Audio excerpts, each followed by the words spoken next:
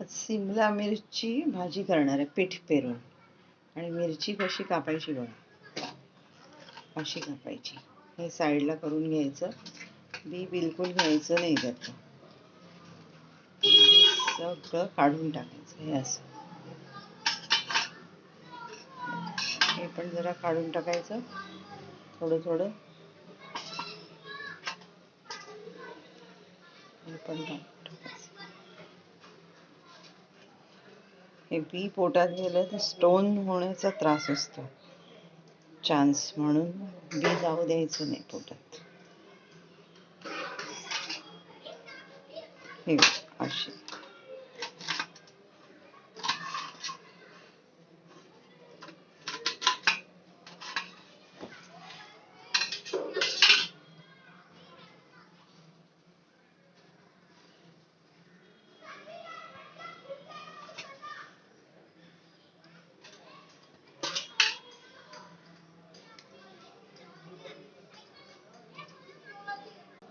ही बघा, अशी जरा कापून एवढ्या प्रमाणात तुकडे करून जरा पाण्यात ठेवायचे 10 मिनिटं, नंतर धुवून टाकायचे 2-3 वेळा पाण्याने.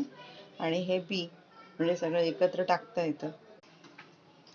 तेल जरा जास्त घालायचं, तेलात नेहमी पाण्यात आपलं थोडीशी मोहरी, थोडंसं जिरं, जिरं पण थोडंसं जास्त, आणि कांदा, कांदा पण जरा जास्त घालायचा. जे बेसन आपण घालतो ना, पीठ पेरतो, ते छान भाजलं जातं. हे बघा, कांदा थोडासा कोमून निघालाय. त्याच्यात थोडी हळद आणि हा थोडासा मसाला, ह्याला मसालाच. आणि हे आता भाजी थोडा वेळ 10 मिनिटं पाण्यात ठेवून नंतर 2-3 पाण्याने धुतली म्हणजे सगळे स्वच्छ होऊन निघते.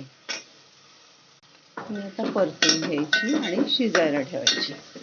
झाकण मात्र बिलकुल ठेवायचं नाही, वाफेवरच शिजवायची. असे डायरेक्ट पण शिजवली चालते.